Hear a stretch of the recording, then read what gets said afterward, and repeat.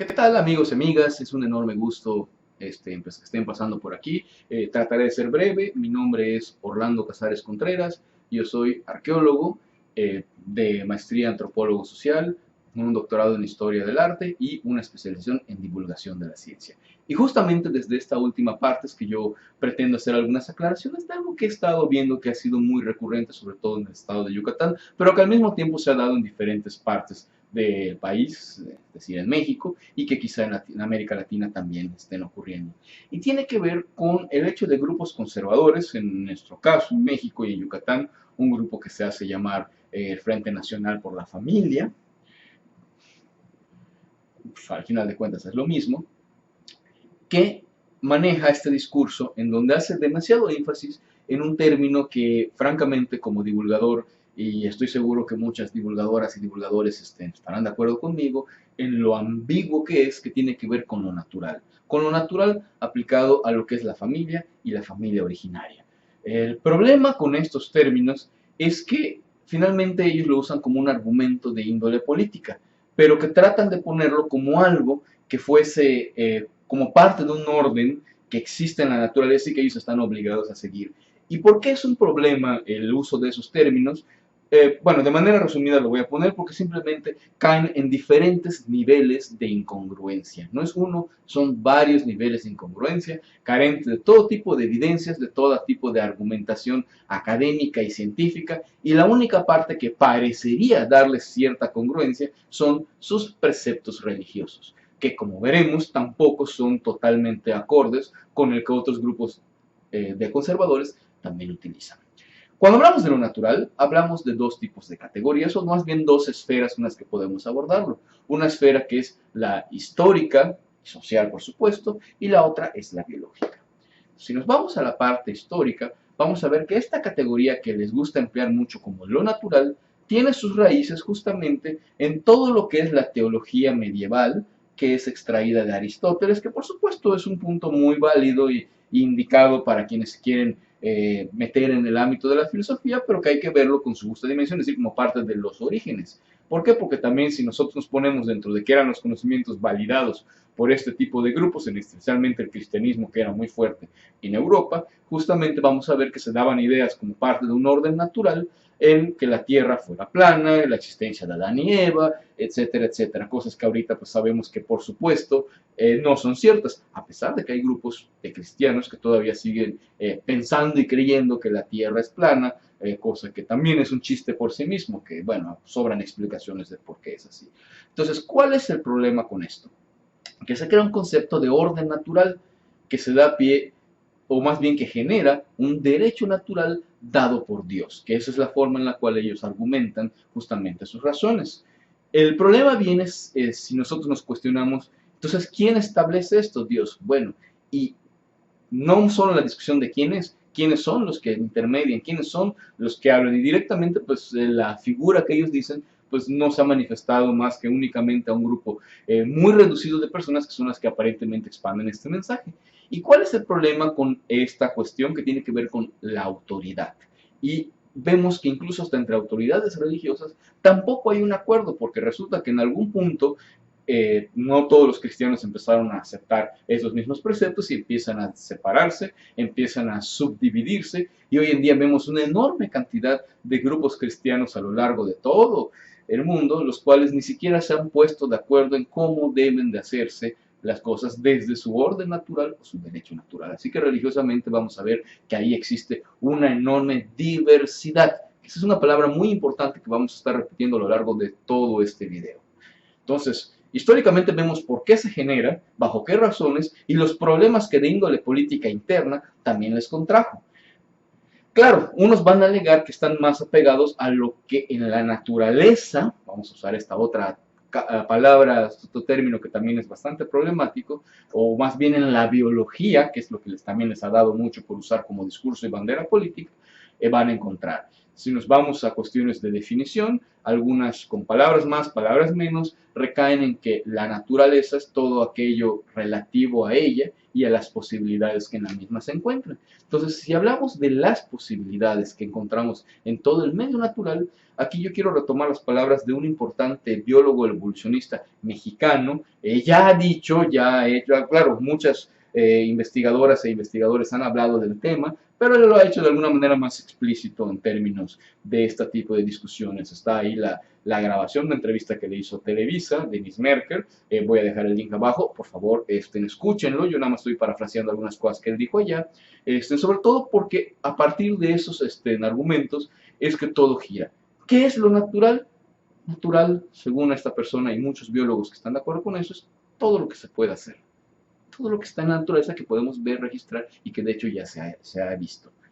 Por ende, ¿qué es lo no natural? Lo que jamás vamos a ver en ella y que independientemente de si algunas personas dicen que lo han registrado, simplemente no puede hacerse. Y no porque uno no quiera, porque es imposible. ¿Qué es eso? Pues si yo me pusiera un traje entallado, una capa y dijera voy a volar, como lo hace este personaje de Superman, por supuesto que no lo voy a hacer y lo único que puedo generar son risas y burlas, porque efectivamente eso no es natural. Así como tampoco sería natural que yo, porque desee con mi mente, pueda levitar. Por supuesto, nadie lo ha hecho, nadie hasta donde se sabe tiene la capacidad de hacerlo, como tampoco ningún ser humano tiene la capacidad de caminar sobre las aguas o de que una paloma al posarse sobre una persona quede embarazada. Es decir, si una paloma se posa sobre alguien, lo más probable es que le cague la cabeza y ya. Entonces, pues fuera de esas posibilidades no hay más. Entonces, si nos hablamos de lo natural desde la biología, encontramos un segundo problema para estos argumentos. Simplemente no tiene manera de sostenerse desde ninguna perspectiva. Y si esto lo trasladamos al aspecto de la familia, por eso les digo que es una serie de incongruencias, vamos a encontrar otras todavía más que incluso los pueden horrorizar más de lo que ya con lo que tenemos ahorita. Es suficiente para poder ignorar todos esos argumentos que carecen de congruencia, carecen de legitimidad científica y académica y que solo tienen un sustento religioso muy angosto. ¿En qué sentido me refiero a lo de angosto? Que es de un grupo muy particular de creencia religiosa, porque hay muchas más religiones en el mundo que tienen diferentes preceptos y nociones sobre lo natural. Es decir, vamos viendo cómo se va reduciendo su universo de congruencia en torno a ese término, básicamente hacia lo que ellos en su grupo muy particular de creencias cristianas, católicas quizá, pero hay otros grupos hasta evangélicos que parecen coincidir pero con sus diferencias nuevamente, es donde se puede legitimar. Sin tanto rollo, regresemos y retomemos el caso de la familia. Supongamos que ya no quieran usar el término natural porque ya se dieron cuenta y ya efectivamente averiguaron que no hay congruencia al usar el término de familia natural, pero que probablemente hay algunas personas que su necedad es bastante amplia y registrada que lo van a seguir haciendo, de eso estoy seguro. Ojalá por el bien de ellos no lo sigan haciendo, pero sé que eso va a ocurrir. Y hay otros que ya empiezan a utilizar el término de familia originaria. Familia es un concepto puramente social. Aquí no estamos hablando de cuestiones biológicas o de la naturaleza, porque este término nosotros lo creamos para referirnos a un grupo de personas. Es decir, la categoría especializada en hablar de familia son las ciencias sociales. Y de las ciencias sociales ya se ha escrito bastante, demasiado, y hay enormes cantidades y volúmenes de autores y autoras que han tocado el tema. En este caso, yo quiero referirme a uno de los más importantes por ser uno de los clásicos que tomó el tema de familia y parentesco con una dimensión que revolucionó todo lo que sabemos en torno al mismo, y es del francés Claude Lévi-Strauss. Justamente él lo que plantea es que no hay una sola forma de familia, sino hay diferentes tipos de familia y formas de parentesco. Es una obra bastante extensa, que yo recomiendo leer, no solo esa, del parentesco, sino todo lo que ha escrito este antropólogo y muchos otros más que han derivado de lo mismo, que nos van a dar una idea muchísimo más clara de lo que es entonces la familia. Hablamos de familia originaria, entonces necesariamente nos tendríamos que remitir a los orígenes de la humanidad, en donde claramente vamos a ver que aquí es la antropología evolucionista la que tiene mayor especialidad en esto. ¿Y qué es lo que nos plantea la antropología evolucionista? Por favor, miembros del frente, no se vayan a horrorizar con lo que les voy a decir, pero hay dos posibilidades donde una tiene mayor peso.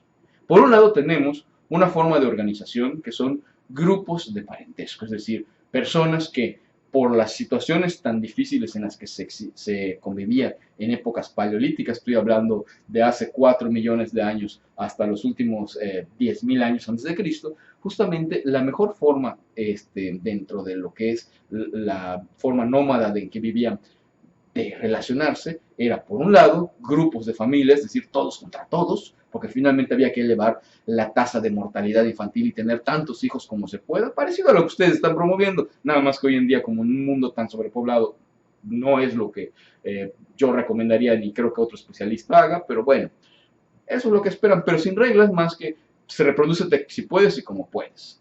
Entonces, eso sabemos que es algo que no es lo que están planteando, pero sería, por un lado, una de las formas originarias. Y la otra es una idea que ha tenido y ha cobrado mayor fuerza porque hay datos anatómicos y genéticos que la han ido reforzando. Y es la forma en la cual las mujeres eran las que decidían justamente los controles de natalidad. ¿En qué sentido? Que eran sociedades matrilocales y matrilineales, donde el poder era concedido por completo en un grupo de mujeres, si no en todas, al menos en una parte en donde ellas gozaban de tener la mayor cantidad de parejas que pudieran o que quisieran. ¿Y por qué digo que anatómica y genéticamente esta es una de las ideas que ha cobrado más fuerza? Porque sabemos que en ese sentido, en esos temas anatómicos y genéticos, la mujer tiene esta capacidad multiorgásmica de tener varias parejas e incluso tener tiempos de recuperación sumamente cortos comparados con los que nosotros tenemos.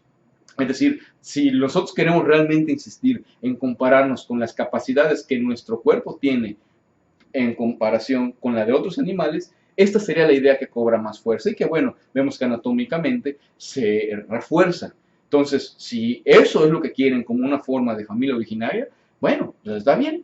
Básicamente eso que implica que, pues, señor, señora, pues empieza a buscar más parejas para que entren a su casa, porque finalmente esa es una de las formas originarias. Entonces, pues, si un grupo conservador está pidiendo la familia originaria, pues vaya viendo si el compadre, si el amigo, el cuate, de que era la esposa, pues cuál más va a formar parte y va a tener los mismos derechos que usted, siendo ella la que va a dominar, no usted, porque eso es una de las familias originarias.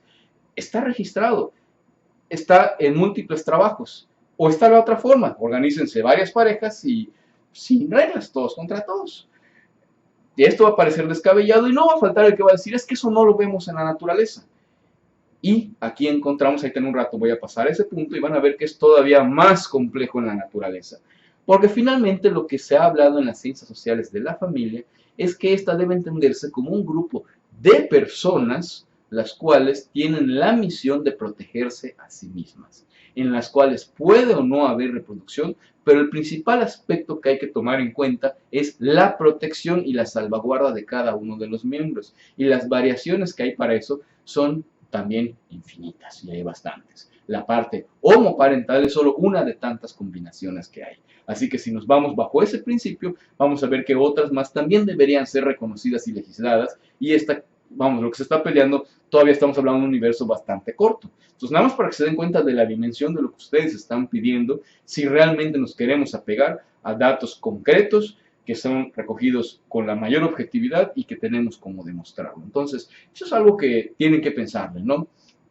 Finalmente, la parte reproductiva es un papel secundario en la conformación de una familia, puesto que es la protección justamente la que cuenta. Y de los diferentes tipos vamos a encontrar, bueno, formas como la poliandría, la poliginia, lo que son las familias nucleares, que esa es una de tantas, las familias ensambladas, etcétera, etcétera. Todo eso está en la literatura de las ciencias sociales, está registrado en diferentes partes del mundo, en diferentes tiempos, también tenemos todos los datos arqueológicos, todos los datos históricos. Vamos a ver que la palabra diversidad se sigue aplicando para lo histórico, para lo biológico, para la cuestión de familia. Pero si siguen insistiendo y ya no les queda otra más que argumentar, esconderse y escudarse tras las ciencias naturales, en donde únicamente se trata de individuos cuyo fin es la reproducción, entonces vamos a encontrar otro universo más amplio, más diverso. Por favor, aquí cualquier biólogo o bióloga sabrá de lo que estoy hablando, en los cuales en la naturaleza se da la reproducción.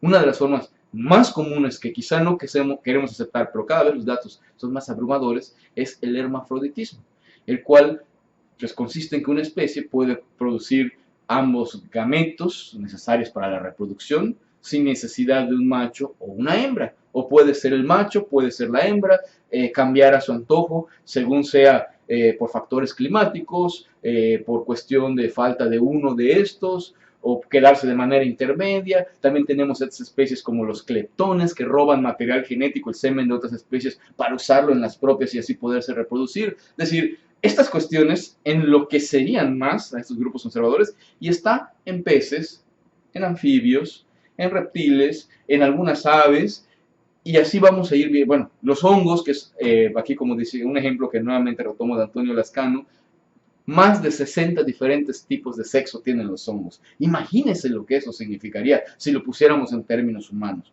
Pero no, vamos a quitar el reino animal y el de los hongos. Vamos viendo el reino vegetal y de los hongos y vamos a la parte animal. Ahí tenemos esta parte del hermafroditismo. Claro, no van a faltar los que digan, bueno, pero esos son mucho más lejanos a nosotros. Vamos a tomar, por ejemplo, a los mamíferos o a los primates. Si nos ponemos del lado de los mamíferos, entonces vamos a ver ahí que hay grupos donde un macho puede tener varias hembras o una hembra puede tener varios machos. En el primer ejemplo tenemos a los leones, en el segundo las hienas. Y solo por mencionar lo que hay en una región muy concreta, que es, por ejemplo, en el Serengeti o en algunas llanuras de África. ¿Y qué pasa con el resto de las especies que no logran ser parte de esta manada o de este grupo que tiene la preferencia por la reproducción? En el caso de las hienas es la hembra la que monta a los machos y la que tiene un clítoris de un tamaño que parecería pene, pero es clítoris, y que por ese medio se fecunda por parte de diferentes machos, en tanto los leones pues llevan el sistema inverso. El resto de los leones o hienas, machos o hembras, también suelen, si no son parte de este grupo, agruparse entre sí, convivir como parejas o como grupos e intentar reproducirse siendo del mismo sexo. Aún esto representa una dificultad.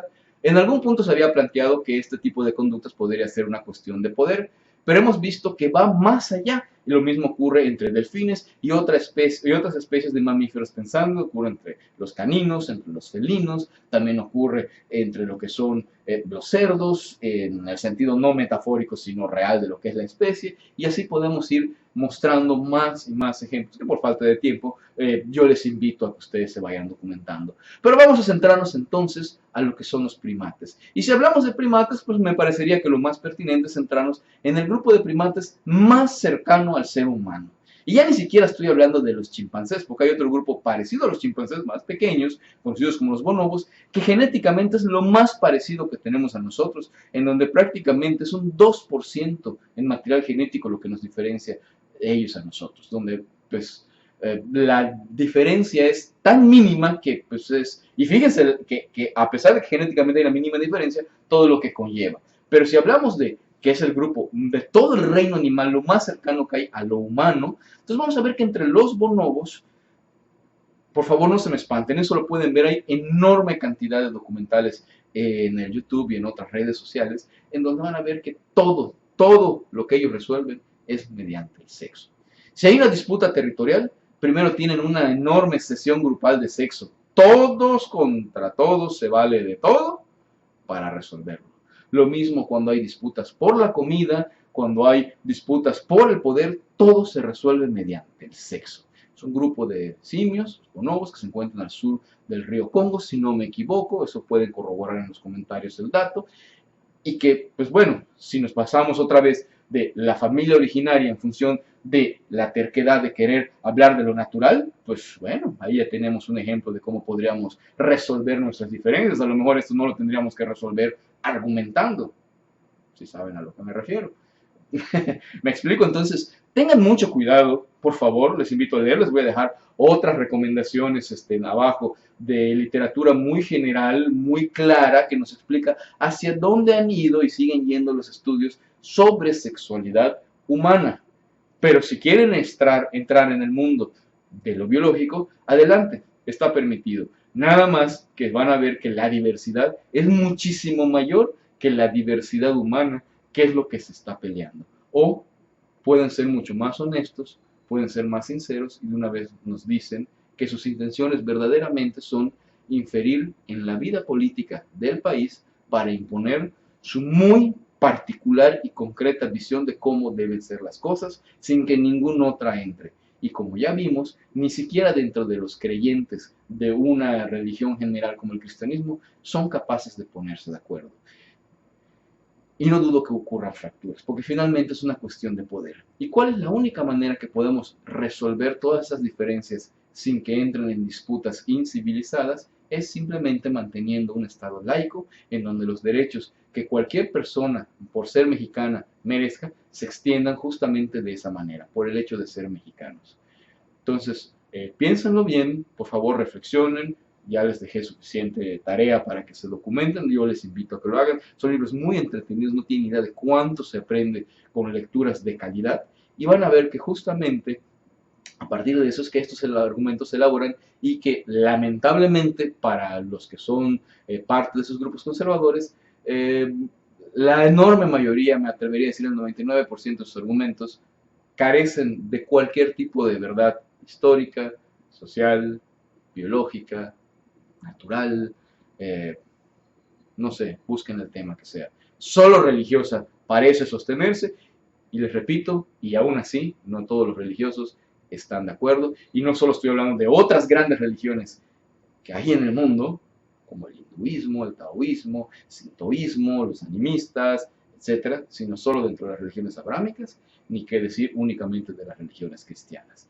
Entonces piensen bien esto, reflexionenlo, y si no tenemos un Estado laico en donde todos y todas estas expresiones den lugar, no vamos a tener una manera de convivir. Ustedes céntrense en su fe, vívanla como ustedes quieran. No estamos diciendo que su fe tiene que cambiar. Ustedes son los únicos que decidirán si es que eso quieren, hacia dónde va. Nada más dejen a las personas que elegimos y eligieron vivir libremente sin adecuarse a esos preceptos que son únicamente de índole religiosa, lo podamos hacer y podamos todos convivir en ese mismo espacio. Por mi parte es todo, muchas gracias, en serio les invito nuevamente, perdón mi énfasis, a que se documenten. Aquí solo estoy dejando algunos libros para que empiecen a buscar, pues, ir documentando sobre esos temas, y finalmente, pues a partir de eso empecemos a hacer una discusión que realmente tenga motivos válidos, fundados y con la menor cantidad de incongruencias.